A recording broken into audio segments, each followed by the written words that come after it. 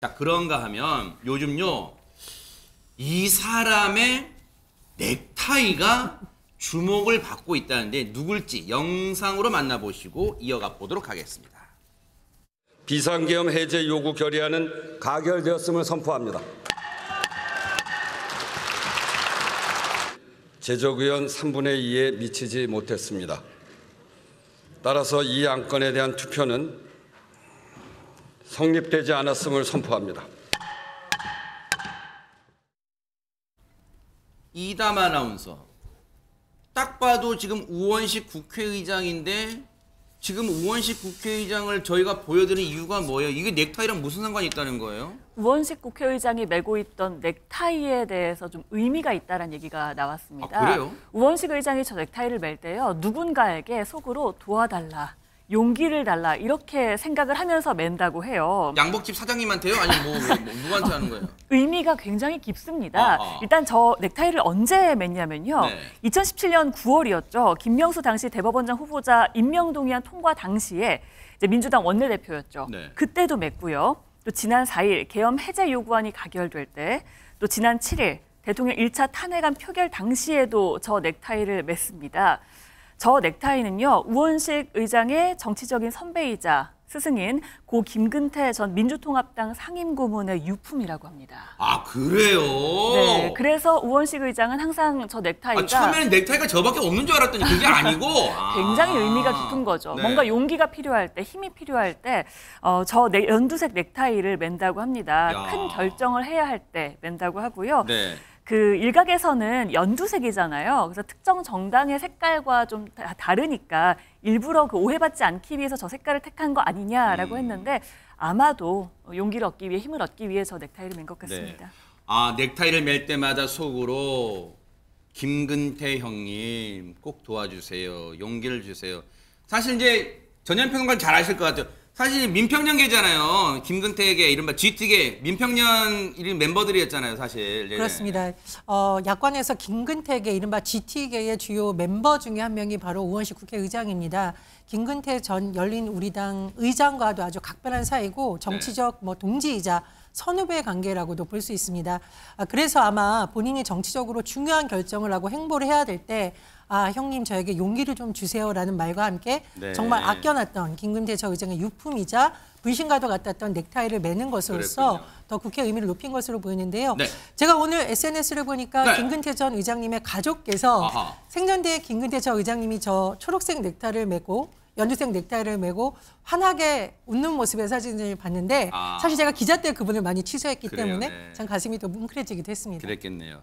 그런데 박선배 변호사님, 지금 우원식 의장이 이번 비상계엄 사태 이후에 상당히 주목받는다는 기사가 막 쏟아지고 있는데, 뭐 500만 원 얘기는 또 뭐예요? 우원식 국회의장이 기자를 포함한 국회 직원들을 위해 선물을 준비했습니다. 우원식 국회의장 공지에 따르면 비상계엄 탄핵 과정을 거치면서 국회 네. 식구들 수고 많았다, 그 감사와 정성의 마음으로 국회 안에 있는 커피숍 5개에 100만 원씩 선결제를 했다고 공지했습니다. 이에 따라서 실제로 카페에서 줄 서서 커피를 받아가는 모습도 포착되기도 했는데, 이야. 이와 더불어 저 국회 출입할 때 저런 일이 있었어야 되는데. 네. 그렇습니다. 아울러 우원식 의장 탄핵 정국에서 그 리더십이 재평가되고 있기도 합니다.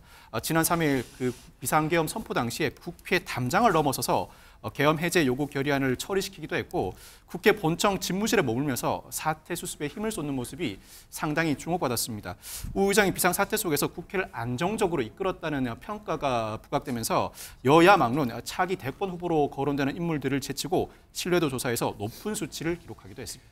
모르긴 몰라도 그 월담 담 넘는 거, 국회 철문 넘는 거 사진 한번 보여주세요. 이게 모르긴 몰라도요, 우원식 의장은 저거 아마 크게 확대해서 집에 걸어놓을 수도 있어요. 왜냐하면 이거 역사적인 사진이죠. 진짜 농담이 아니라 이거 역사적인 사진이기 때문에 아마 본인은 굉장히 자랑스러워할 수 있어요. 이거 크게 확대해서 액자로 만들어 놓을 수 있어요. 아마 저건 진짜 나중에 출입기자들이 한번 놀러 갈 때 관저나 이런 데 놀러 갔다 확인해 보세요. 정말로 이거는 우원식 의장 입장에서는 훈장과도 같은 사진이 아닐까 그런 생각합니다. 그런데 넥타이로 주목을 받은 인물이 또 있다면서요, 이담 아나운서.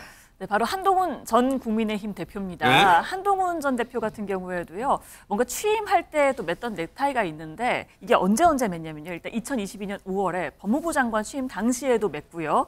또 지난해 12월 비대위원장 수락 당시에도 맺고 있고요. 그리고 어제 국민의힘 당대표를 사퇴할 때도 이 넥타이를 맸습니다. 어허. 이 넥타이가 과거에도 좀 화제가 됐었는데요. 일단 첫 번째로 저 넥타이가 10,000원이 안 한대요. 에? 한 9,000원 정도 한다고 해서 화제가 됐고요. 어허. 또 두 번째는 저 넥타이에 글귀가 쓰여져 있는데 왜요? 뭔데요? 그게 바로 용비어천가입니다. 그래서 내용이 보면요. 뿌리가 깊은 나무는 바람에도 흔들리지 아니한다라든지 샘이 깊은 물은 가뭄에도 그치지 않는다. 그러니까 뭐 어려움에도 뭐 멈추지 않고 역경에도 흔들리지 않고 뭐 어허. 이런 뜻을 담고 있기도 해서 좀 더 이슈가 되기도 했고요. 네. 게다가 이게 이제 왕이 갖춰야 할 덕목이 들어있는 거잖아요. 그래서 야심을 드러낸 거 아니냐라는 해석이 나오기도 했었습니다. 용비어천가 뿌리 깊은 나무는 바람에도 흔들리지 않는다. 아니 그러면 저걸 혹시 한글로 막 쓰여 있잖아요. 세종대왕님이 선물해 준 건 아닐 거 아니에요. 네, 누가 선물해 줬을까요? 네. 본인이 구매했을 수도 있죠. 아. 훈민정음 타이라고도 부르는데 아. 이제 정치인들이 하는 행동 하나에는 하나하나마다 다 그 나름대로의 의미가 있다고 하잖아요. 네. 주로 정치는 말로 하는 것이지만 그 사람이 어떤 행동을 취하느냐 내지는 뭐 어떤 패션템을 장착하느냐에 따라서 그 나름의 의미를 본인은 담고 있을 수도 있을 그래요? 것이라는 생각이 들고 특히 이 한동훈 대표의 경우에는 좀 약간 패셔니스타라고 할까요? 이런 뭐 머플러라든지 네. 전에 뭐 가방 이런 것들도 뭐 완판된 경우가 있는데 네. 지금 저 같은 타이를 저렇게 중요한 고비마다 맸다고 하는 것은 본인이 정치를 시작하면서 다짐했던 그 초심 그거를 잃지 않겠다. 내지는 이 중요한 순간에 내가 그 진심을 꼭 담겠다. 뭐 이런 의미가 담겨져 있지 않을까. 저도 그렇게 생각을 했는데 윤희석 대변인도 아마 그렇게 해석을 했던 모양입니다. 어쨌든 본인이 그 온몸으로 무엇인가를 메시지를 담아서 표현하는 그 일환이 아닌가 그렇게 해석이 됩니다.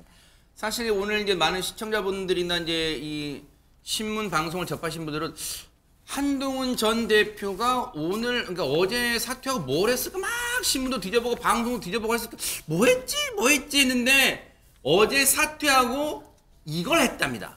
얘기 들어보시고 이어가 보도록 하겠습니다.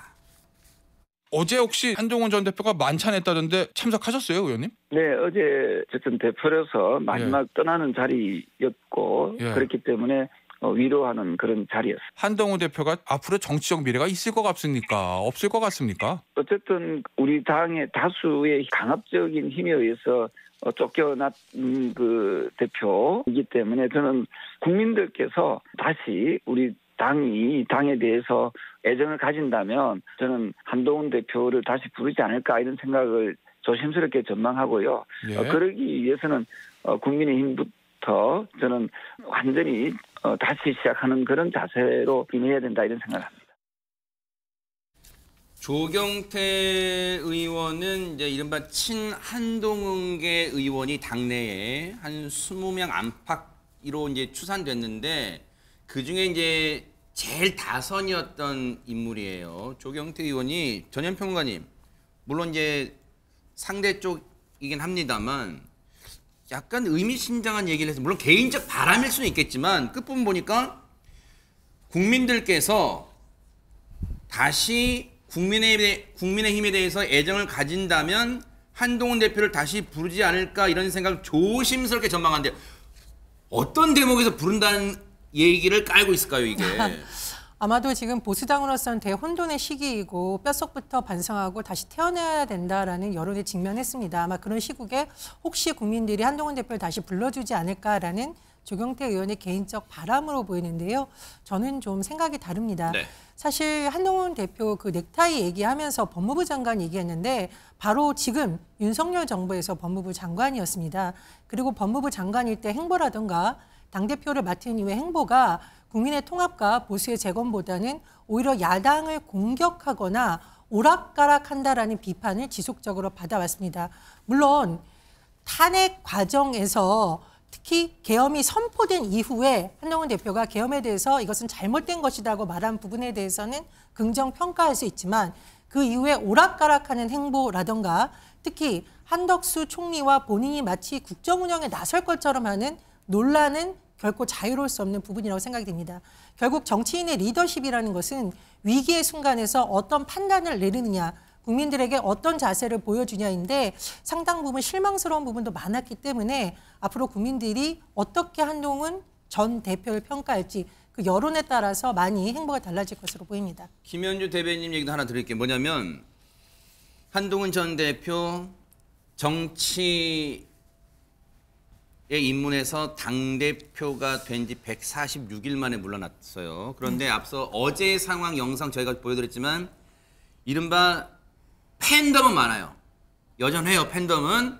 그런데 제일 정치인이 무서워하고 싫어하는 게 그거잖아요. 잊혀지는 거.